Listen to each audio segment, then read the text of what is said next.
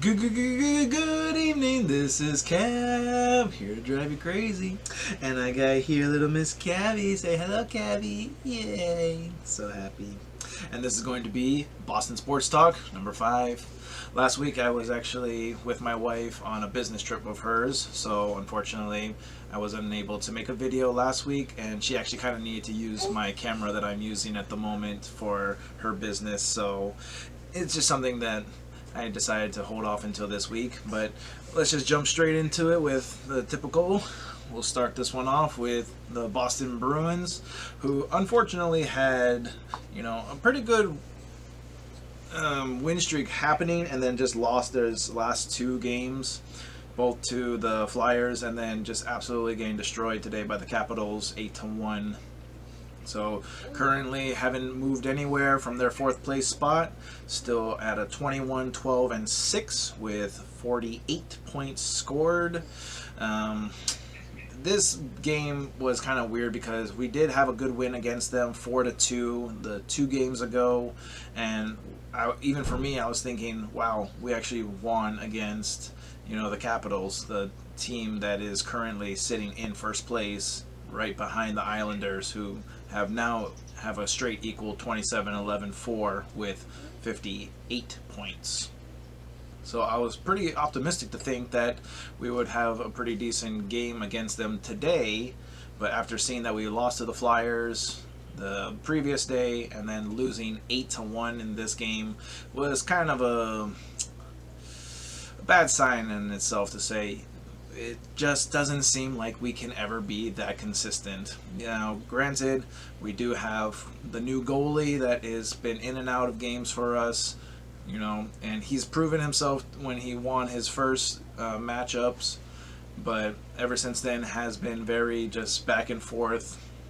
And unfortunately, if the Bruins are going to, again, make these playoff pushes, they have to prove something a little bit better and more when it comes to actually finishing up on these games.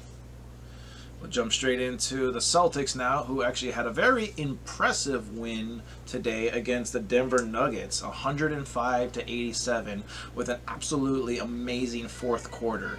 I don't know if the Nuggets just had a very bad 4th quarter, if they just were getting defensive, because unfortunately, like I said, it's Philippines time here, so that game literally started at 3 o'clock in the morning, and by the time that I'm waking up to even look at the game itself, it's like 5:45 in the morning when the game was already over. So besides that, 31 points to 8 points in the 4th quarter was a very, very dominating game for that particular quarter in itself, which again is showing a lot of good signs for the Celtics, who have now won 4 games straight, or was it 4 games? 5 games straight, excuse me. And so they're actually showing a little bit of promise again, to say that they have, kind of gotten back into a good role. They've kind of have been trying to figure out exactly what they needed to do to be able to finish out games and actually have the matchups and the team inside on the court that is good to make sure that everyone is able to work and be able to produce. So currently sitting right now at 28-26. So again, they are at least 2 games over 500 now, but still at the moment sitting at 7th place in the Eastern Conference.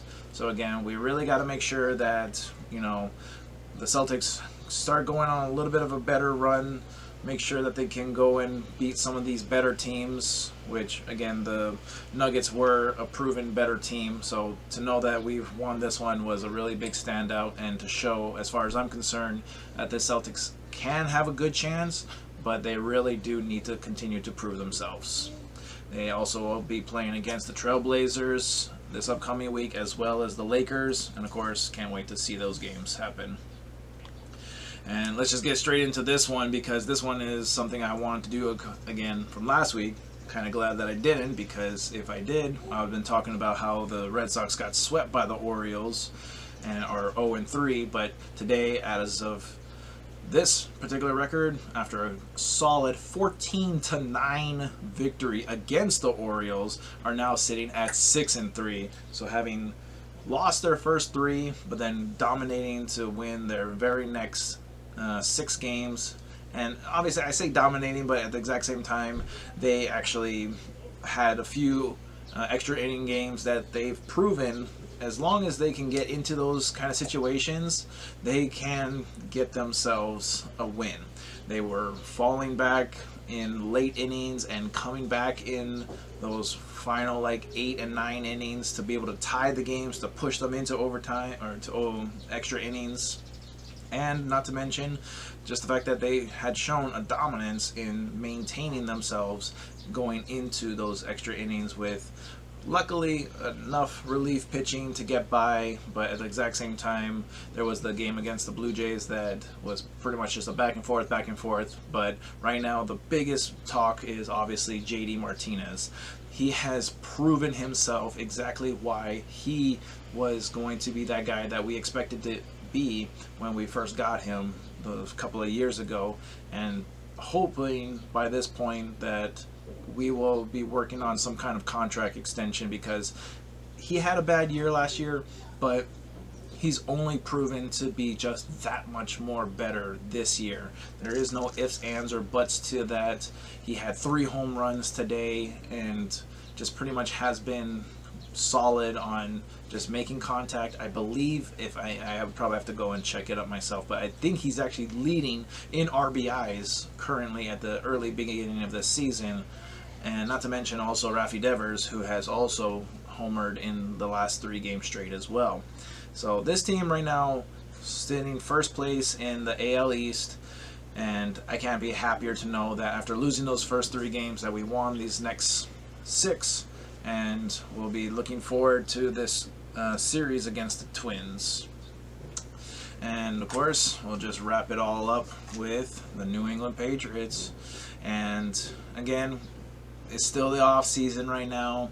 We are still about like 2.5 weeks away right now from the actual NFL draft happening. And of course, everything right now is just high speculation talks about what and who and how and where that can actually happen for trades, the mock drafts that people are diagnosing and coming up with, people trying to figure out what is going to be available, what is being in the works, and something that it will actually, be a big topic that I still say will be up on the ledge right now. But Justin Fields is again still one of those guys that I believe that the Patriots have a very keen eye on trying to look to get for this up and coming year. Obviously, Justin Fields is still a very high quality quarterback that may not have a chance to fall to 15 where the Patriots sit, but obviously with the biggest news that had been mentioned, which was the fact that the Atlanta Falcons have been openly saying that they're going to possibly trade their 4th pick spot, might stir up some questions, obviously, because obviously there's Trevor Lawrence, who's going to be number 1 pick no matter what. So Jaguars are not going to lose out on that opportunity to get him. The biggest questions now come down to who's going to be the 2nd pick, if it's going to be, Zach Wilson of BYU, if it's going to be Mac Jones of Alabama, and of course with just those people being mentioned right there, that brings down to that 4th spot. So if he is available in those 4th spots, who knows what the Patriots may try to do to trade up to get to that spot. I'm willing to say give up a 1st round for the next 2 years plus 2 second rounds to get this 1st round.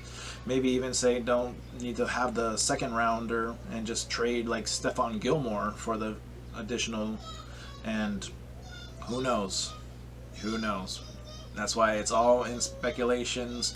There's a lot of talk that's going to be happening and a lot of things that we can still figure out when it comes to it in the next couple of months and in the next few weeks when they actually have the draft. But thank you very much for watching this video. Hope that you like it.